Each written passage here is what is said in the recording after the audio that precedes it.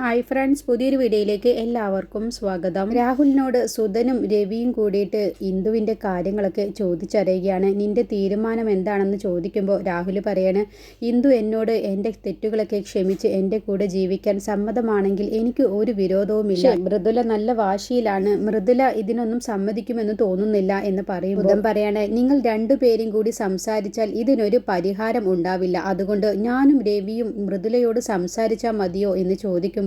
രാഹുൽ ഒന്ന് സംശയിക്കുകയാണ് കേട്ടോ. എന്നിട്ട് രാഹുൽ പറയാണ്, എന്നോട് മൃദുല പറഞ്ഞിട്ടുള്ളത് നീ ഇന്ദുവിനെ സ്വീകരിച്ചാലും എന്നെ ഉപേക്ഷിക്കരുത്, ഞാനുമായിട്ടുള്ള ബന്ധം നീ തുടരണം എന്നൊക്കെയാണ് എന്നോട് പറഞ്ഞിട്ടുള്ളത് എന്ന് പറയുമ്പോൾ രവി പറയാണ്, അത് ഒരിക്കലും ശരിയാവില്ല.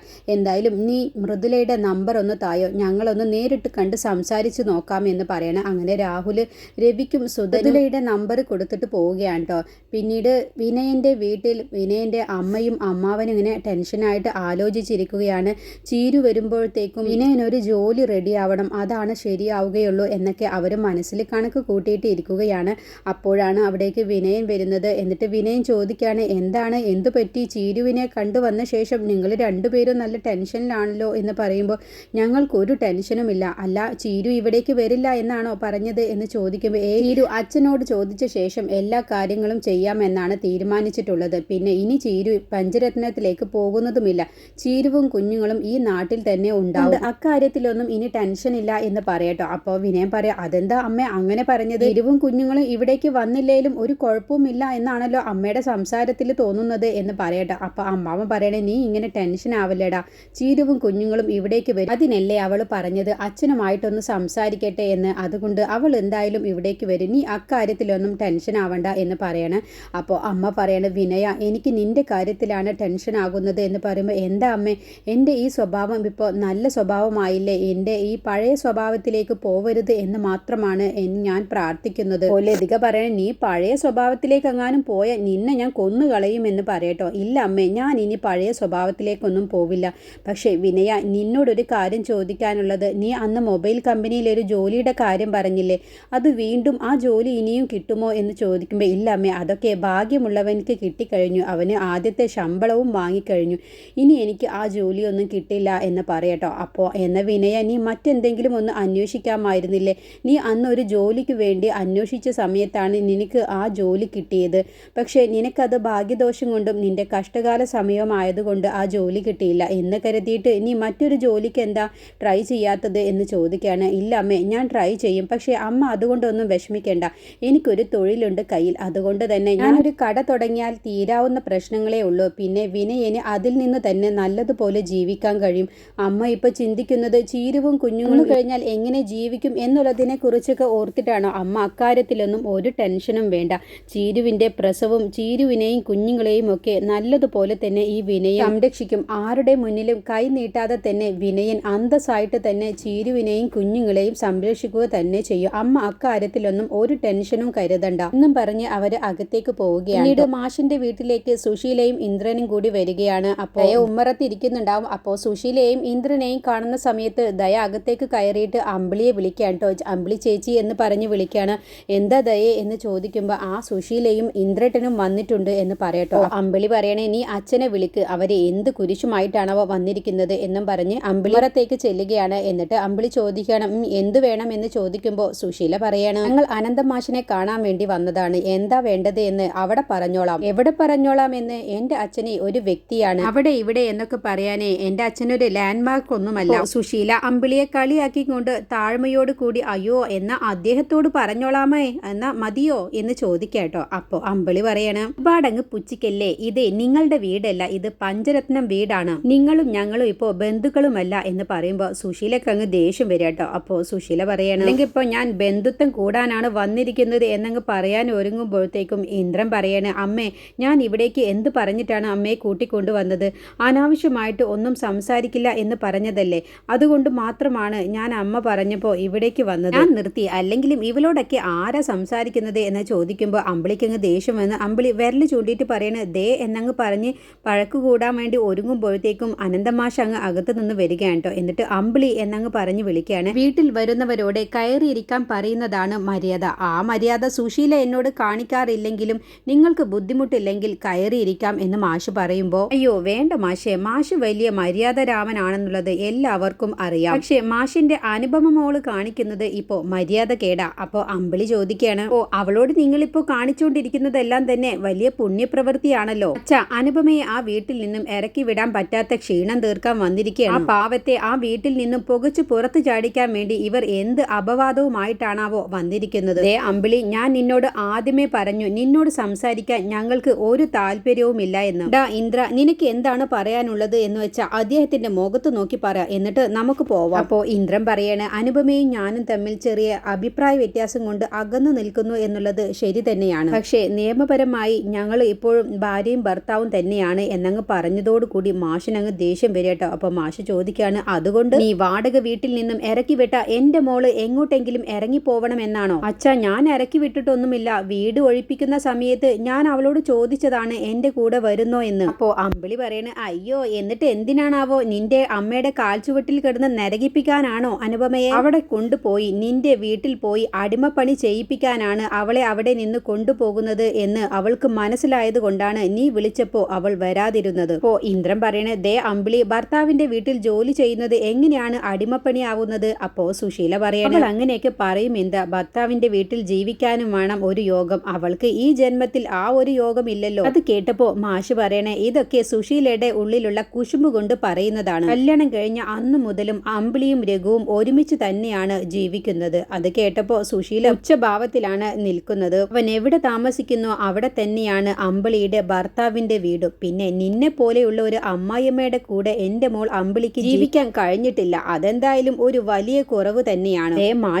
മാഷെ മക്കളുടെ കൂടെ കൂടിയിട്ട് എന്നെയും എന്റെ മോനെയും അപമാനിക്കാൻ ഒരുങ്ങിയിരിക്കുകയാണോ എന്ന് വിരല് ചൂണ്ടി സംസാരിക്കുകയാണ്. ഇത് നിങ്ങൾക്ക് നല്ലതിനല്ല മാഷേ എന്ന് പറയുമ്പോ ആനന്ദ മാഷ് പറയണ, അല്ലെങ്കിലും നിങ്ങളുമായി ബന്ധപ്പെട്ടിട്ടുള്ള ഏത് കാര്യത്തിനാണ് എനിക്കും എന്റെ കുടുംബത്തിനും നല്ലതുണ്ടായിട്ടുള്ളത്? നിങ്ങൾ എന്തായാലും അതിലേക്കൊന്നും കടക്കാൻ നിൽക്കണ്ട. നിങ്ങൾ വന്ന കാര്യം എന്താന്ന് വെച്ച പറ എന്ന് ദേഷ്യത്തോടു കൂടി മാഷ് പറയട്ടോ. അപ്പോ സുശീല, ഇന്ദ്ര എന്താന്ന് വെച്ച പറയടാ. ഇന്ദ്ര, എന്ത് മര്യാദയാണ് എന്റെ അനുപമ മോള് നിന്നോട് കാണിച്ചിട്ടുള്ളത്? അപ്പോ ഇന്ദ്രൻ പറയാണ്, ഇന്നലെ അനുപമ എന്റെ കടയിൽ വന്ന് ഒരാഴ്ചക്കുള്ളിൽ എന്നോട് കട ഒഴിഞ്ഞുകൊള്ളാനാണ് പറഞ്ഞത്. കട അവളുടെ പേരിലൊക്കെ തന്നെയാണ്. പക്ഷേ അധ്വാനം എന്റേതാണ്. ദാസാറിന് കൊടുക്കാനുള്ള 25 ലക്ഷം രൂപ ഞാൻ എങ്ങനെയെങ്കിലും കൊടുത്തോളാം. പക്ഷേ ഷോപ്പിൽ നിന്നും ഞാൻ ഒഴിഞ്ഞു പോവില്ല. അമ്പിളി പറയാണ്, അനുപമ അവൾക്ക് അവകാശപ്പെട്ട മുതല് തിരിച്ചു ചോദിക്കുമ്പോൾ എങ്ങനെയാണ് മര്യാദകേടാവുന്നത്? അപ്പോ ദയ പറയാണ്, അനുചേച്ചിയെ നിങ്ങൾ എല്ലായിടത്തുനിന്നും ഇറക്കി വിട്ടാൽ എന്റെ ചേച്ചിക്ക് അവകാശപ്പെട്ട സ്ഥലം ചേച്ചിക്ക് തിരിച്ചു പിടിക്കണ്ടേ? ശബരിയേട്ടന്റെ വീട്ടിൽ വന്ന് എന്റെ ജീവിതം ഇല്ലാതാക്കാൻ വേണ്ടി നോക്കിയിരുന്നു ഈ സുശീലാന്റി. എന്നെ ശബരിയേട്ടന്റെ വീട്ടിൽ നിന്നും ഓടിക്കാൻ വേണ്ടി ഈ നിൽക്കുന്ന സുശീലാന്റി ഒരു ശ്രമം നടത്തി നോക്കി. ഒരുപാട് പേരെ ഇതുപോലെ വേദനിപ്പിച്ചതല്ലേ? അതുപോലെ നിങ്ങൾക്കും ചിലതൊക്കെ നഷ്ടപ്പെടുമ്പോഴുള്ള വേദന നിങ്ങളും അറിയണം. അത് കേട്ടതോടുകൂടി ഇന്ദ്രൻ സുശീലയെ ഒന്നങ്ങ് നോക്കുക കേട്ടോ. അപ്പോ സുശീല തലയും താഴ്ത്തി നിൽക്കുകയാണ്. ഓ മാഷ് പറയാണ്, ഞാൻ അവസാനമായി നിന്റെ വീട്ടിലേക്ക് വന്നപ്പോ എന്റെ മുഖത്ത് നോക്കി നീ പറഞ്ഞില്ലേ നീയും നിന്റെ മോനും കൂടി ചില കാര്യങ്ങളൊക്കെ തീരുമാനിച്ചിട്ടുണ്ടെന്ന്. അനുപമ ഇനി നിങ്ങളുടെ വീട്ടിൽ വേണ്ട എന്നൊക്കെ. അതോടെ നിങ്ങളോടുള്ള മര്യാദ അവസാനിച്ചു. ആ സമയത്ത് ഞാൻ ഇറങ്ങി പോരുമ്പോ സുശീലയോട് കുറച്ച് വാക്കുകൾ പറഞ്ഞത് ഓർമ്മയുണ്ടോ? അനുപമ ആ വീട്ടിൽ നിന്നും ഇറങ്ങി വരുമ്പോ കൊണ്ടുവന്നതെല്ലാം തിരിച്ചു കിട്ടിയിരിക്കണം. അത് വാങ്ങാൻ ഞാൻ അങ്ങോട്ട് വരുമെന്ന് കരുതിയത് കൊണ്ടാണോ അമ്മയും മോനും ആദ്യം ഇങ്ങോട്ട് വന്നത്? അപ്പോ ഇന്ദ്രൻ പറയണ, അല്ല, ഞങ്ങൾ ആരുടെയും ഔദാര്യം പ്രതീക്ഷിച്ചു വന്നതല്ല. തരാനുള്ളതെല്ലാം തന്നെ ഞാൻ തിരിച്ചു തരും. പക്ഷെ അത് വാങ്ങാനുള്ള മാർഗം അനുപമ സ്വീകരിക്കുന്നത് ശരിയല്ല. അതിനെ കുറിച്ച് പറയാനാണ് ഞങ്ങൾ ഇവിടേക്ക് വന്നത് എന്ന് പറയട്ടോ. അപ്പോ സുശീല പറയണ, അതെ, അത് ശരിയാണ്. നിങ്ങളുടെ മകൾ ഇപ്പോ ഓരോന്ന് ഉപദേശം കേൾക്കുന്നത് ആരുടേതാണെന്നോ? ആ രവികുമാറിൻ്റെതാണ്. രവികുമാർ പറയുന്നതിനനുസരിച്ചാണ് അനുപമ ഓരോന്നും ചെയ്യുന്നത്. 24 മണിക്കൂറും ഇപ്പോ രവികുമാർ അനുപമയുടെ വീട്ടിലാണ്. കൂട്ടുകെട്ട് അത്ര നല്ലതല്ല. എന്റെ മോനെ ഡിവോഴ്സ് ചെയ്ത ശേഷം അവൾ എന്താന്ന് വെച്ച് ചെയ്തോട്ടെ. അതിന്റെ മുന്നേ അവൾ ഇങ്ങനെയൊക്കെ തോന്നിയാസം കാണിക്കുന്നത് മാഷ് അവളെ അവിടെ നിർത്തരുത്. അപ്പോ ഇന്ദ്രൻ പറയാണ്, ആ വീട് അനുപമയുടെ പേരിലായി കഴിഞ്ഞാൽ അനുപമ പല തോന്നിയാസങ്ങളും കാണിക്കും. അവളുടെ ഇഷ്ടത്തിനനുസരിച്ചാവും അവൾ അവിടെ ജീവിക്കുക. അതിന്റെ മുന്നേ നിങ്ങൾ ഇതിൽ നിന്നും പിന്മാറി നിങ്ങളുടെ മോളെ ഇവിടേക്ക് കൊണ്ടുവരണം എന്ന് പറയട്ടെ. അപ്പോ മാഷ് പറയണം, മനസ്സിലായി ഇന്ദ്ര, എല്ലാ കാര്യവും എനിക്കിപ്പോ മനസ്സിലായി. ഈ രവികുമാർ എന്ന് പറയുന്നത് ആ ഹർഷയുടെ ഭർത്താവല്ലേ അല്ലേന്ന് എന്ന് ചോദിച്ചപ്പോഴത്തേക്കും ഇന്ദ്രനും ശീലയും തലയും താഴ്ത്തി നിൽക്കുകയാണ്. അവനെ എനിക്കറിയാം, ഞാൻ രവിയോട് കണ്ട് സംസാരിച്ചോളാം നിങ്ങളിപ്പോൾ ഈ പറഞ്ഞ കാര്യത്തെക്കുറിച്ച്. പക്ഷേ നിങ്ങളിപ്പോൾ ഇവിടെ വന്ന് ഈ പറഞ്ഞില്ലേ, ഇതിൽ നിന്നൊന്നും ഞാൻ ആ വീട് വാങ്ങുന്നതിൽ നിന്നും പിന്മാറില്ല. എൻ്റെ മോൾക്ക് താങ്ങായും തണലായും കരുത്തായും ഞാനും എൻ്റെ മക്കളും അവിടെ തന്നെ ആ വീട്ടിലുണ്ടാവും.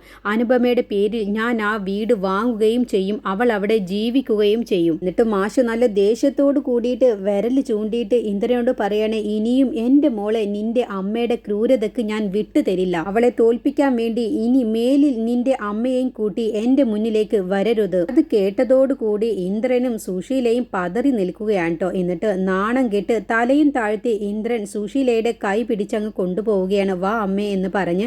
എന്നിട്ട് അവർ രണ്ടുപേരും കൂടി സ്കൂട്ടി നാണം കെട്ട് പോവുകയാണ്. എന്നിട്ട് അമ്പിളിയും ദയയും മാഷിൻ്റെ അടുത്തേക്ക് അങ്ങ് വരികയാണ് കേട്ടോ. എന്നിട്ട് മാഷ് അവരെ രണ്ടുപേരെയും ചേർത്ത് പിടിച്ച് നിങ്ങൾ ഒന്നുകൊണ്ടും വിഷമിക്കരുത് മക്കളെ എന്ന് പറഞ്ഞ് ചേർത്ത് പിടിക്കുകയാണ്.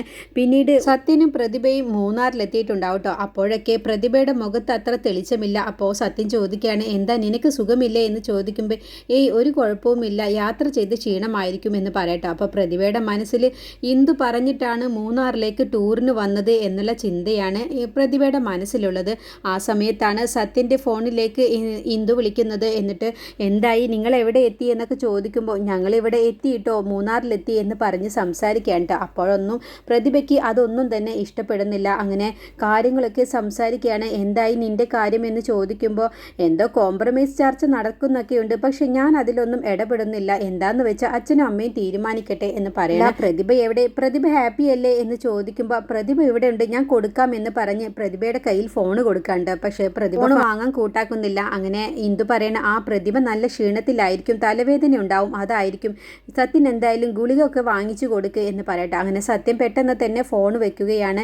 എന്നാൽ ശരി, ഞങ്ങൾ യാത്ര ചെയ്ത് വന്നതല്ലേ, ഒന്ന് റെസ്റ്റ് എടുക്കട്ടെ എന്ന് പറഞ്ഞ് ഫോൺ കട്ടാക്കണ്ട. അങ്ങനെ ഫോൺ കട്ടാക്കിയ ശേഷം ഇന്ദു സത്യനെ കുറിച്ച് എൻ്റെ കയ്യിൽ കിട്ടിയ മാണിക്യമായിരുന്നു, എൻ്റെ ഒരു അശ്രദ്ധ കൊണ്ട് ഞാൻ അത് തട്ടിത്തെറിപ്പിച്ച് കളഞ്ഞല്ലോ എന്നുള്ള കുറ്റബോധം ഇന്ദുവിൻ്റെ മനസ്സിലേക്ക് നന്നായിട്ട് തന്നെ രാഹുലിൻ്റെ പ്രശ്നം വന്നതോടുകൂടി വരികയാണ്.